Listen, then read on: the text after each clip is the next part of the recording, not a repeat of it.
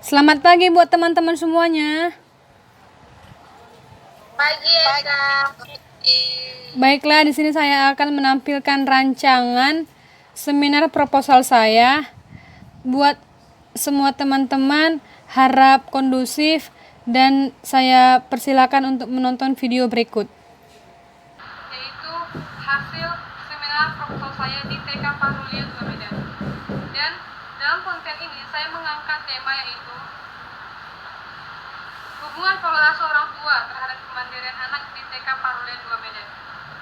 Adapun yang melatar belakangi penelitian saya adalah munculnya kemandirian tidak terjadi begitu saja, karena banyak faktor yang mempengaruhi munculnya kemandirian tersebut. Salah satu yang sangat mempengaruhi ialah pola asuh yang diterapkan oleh orang tua terhadap anak didik di TK Parulia 2 Medan. Ada perumusan masalah yang saya ambil dalam konten ini terdapat menjadi dua. Yang pertama adalah apakah ada pengaruh pola asuh orang tua terhadap kemandirian anak di TK Parulia 2 Medan. Dan yang kedua, seberapa besar pengaruh pola asuh orang tua terhadap kemandirian anak. Tujuan penelitian ini saya ambil menjadi dua juga. Yang pertama, untuk mengetahui pengaruh pola asuh orang tua terhadap kemandirian anak usia dini di TK Parulia 2 Medan. Dan yang kedua, tingkat besarnya pengaruh pola asuh orang tua terhadap kemandirian anak usia dini. Adapun manfaat penelitian ini saya ambil menjadi dua. Yang pertama secara teoritis dan yang kedua secara praktis.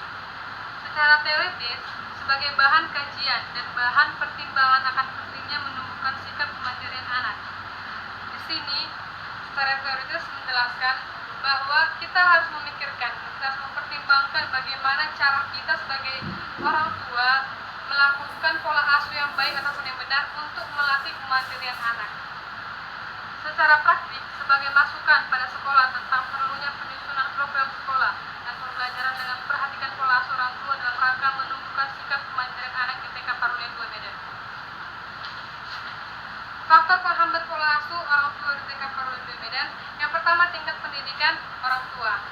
Di sini mengapa saya ambil ini adalah salah satu faktornya, karena jika ada orang tua yang mempunyai tamatan SD, SMP, SMA maupun sarjana, itu sangat mempengaruhi bagaimana kemandirian anak. Karena saya sudah melakukan penelitian pada orang tua yang tamatan sarjana, dia lebih memandirikan anaknya dibandingkan orang tua yang hanya tamat dengan sekolah dasar. Status ekonomi. Di sini mengapa saya mengangkat status ekonomi? Karena saya juga sudah melakukan penelitian kepada orang tua ataupun keluarga yang mempunyai ekonomi sederhana, itu juga akan mempengaruhi anak tidak mandiri, di mana orang tua harus pergi bekerja di luar dan anak tinggal di rumah, maka kemandirian hanya sedikit yang didapatkan anak. Dan yang ketiga adalah jenis pekerjaan orang tua. Metodologi penelitian. Dalam penelitian saya mengambil metode penelitian korelasi. Metode penelitian korelasi adalah suatu penelitian yang dilakukan melibatkan dua variabel yang akan ditentukan apakah ada hubungan dan tingkat hubungan antara kedua variabel. Di sini mengapa saya ambil penelitian metode korelasi? Karena terdapat dua variabel. Yang pertama, kemandirian anak dan pola asuh orang tua. Dan di sini sudah sangat jelas terdapat dua variabel.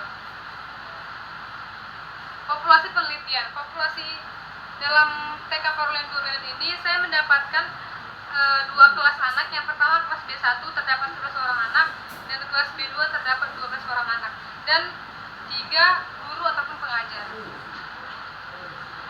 Dalam penelitian ini saya merumuskan kisi-kisi. Yang pertama yaitu pertanyaan-pertanyaan instrumen yang akan digunakan. Instrumen penelitian yang saya ambil adalah angket dan skala pengukuran. Baik, selanjutnya teknik pengumpulan data. Dalam penelitian ini saya melakukan teknik dokumentasi dan yang kedua adalah teknik kuesioner ataupun angket. Dan menurut saya, mengapa saya mengambil teknik pengumpulan ini? Karena akan lebih sederhana dan guru pun akan lebih mudah memahami dalam ulang setiap data-data di sekolah tersebut. Sekian dari hasil Baiklah, sekian dari video seminar proposal saya. Bagi teman-teman yang ingin menanggapi, baik itu bertanya maupun memberikan saran, saya persilahkan. Oke, saya Bima Claudia Tubi. Saya ingin bertanya kepada Saudari Eka yang pertanyaannya, mengapa Anda melakukan metode korelasi dalam penelitian Anda? Baik, terima kasih buat Saudara Yemima yang sudah bertanya. Kepada teman-teman yang lain, apakah ada yang ingin bertanya? Kepada Saudari Eka, saya ingin bertanya, Ya.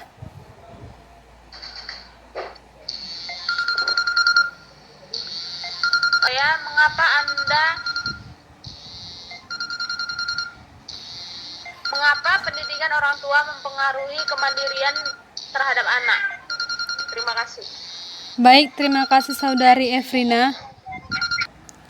Baiklah, apakah masih ada teman-teman yang ingin memberikan pertanyaan maupun saran? Saya mau berikan saran sedikit. Baik, kepada Saudari Sela dipersilahkan. Tadi setelah saya lihat video Saudari Eli itu sudah bagus, hanya saja kurang lantang dalam berbicara dan lebih banyak persiapan, maksudnya lebih berlatih lagi biar tidak kaku dan percaya diri di depan kamera, seperti itu. Baik, terima kasih buat Saudari Sela untuk kritik maupun saran. Saya terima kasih kepada saudari dan kedepannya saya akan memperbaikinya lagi. Oke, Saudari Eka. Baik, di sini saya pertama mau menjawab pertanyaan dari Saudari Yemima. Yang pertanyaannya adalah mengapa saya melakukan metode korelasi dalam penelitian saya? Karena di dalam judul saya baiklah, di dalam penelitian saya mengapa saya melakukan metode korelasi, karena di dalam judul saya membuat dua variabel, di mana variabel pertama adalah kemandirian dan yang kedua adalah pola asuh. Dan judul saya sudah jelas tadi di dalam video, yaitu pengaruh pola asuh orang tua terhadap kemandirian anak usia dini di TK Paruden 2 Medan.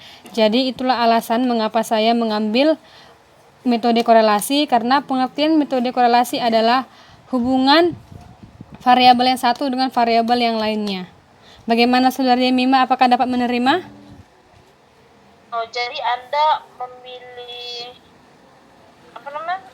memilih metode korelasi ini karena menurut Anda itu yang cocok sama judul Anda dan sangat bagus akan Anda lakukan. Iya, sangat benar Saudari Mima, karena di metode penelitian yang lainnya hanya metode korelasi yang saling berhubungan, yang variabel satu dan yang lainnya harus saling melengkapi, sementara variabel yang lainnya hanya satu variabel saja. Jadi menurut saya itu lebih cocok dilakukan dalam penelitian saya. Oke, terima kasih Saudara Eka. Saya sangat puas dengan jawaban Anda. Baik, terima kasih buat Saudari Yemima. Baiklah, di sini saya akan menjawab pertanyaan dari Saudari Efrina. Yang pertanyaannya adalah mengapa pendidikan orang tua mempengaruhi kemandirian anak usia dini. Mengapa saya mengatakan seperti itu? Mengapa saya mendapatkan faktor-faktor pendidikan orang tua dapat mempengaruhi?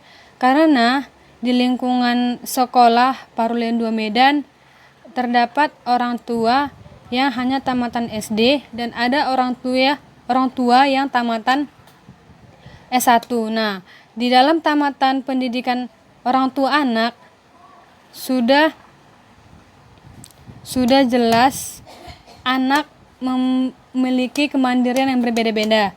Di saat orang tua yang tamatan SD pergi mencari nafkah atau keuangan keluar, maka di situ anak tidak diajarkan untuk mandiri di dalam rumah.